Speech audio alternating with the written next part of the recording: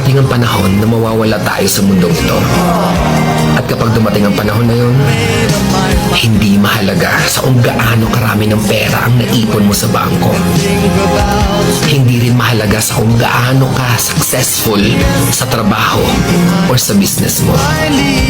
At lalong hindi mahalaga sa kung gaano kaganda ng mukha at ng katawan mo.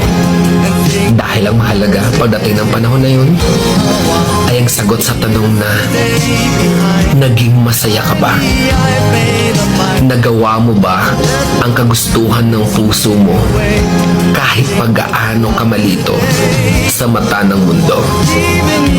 Dahil sa huli naman, ikaw naman magdadala ng mga memories na yon sa libingan mo. Hindi naman ang mga tao sa paligid mo.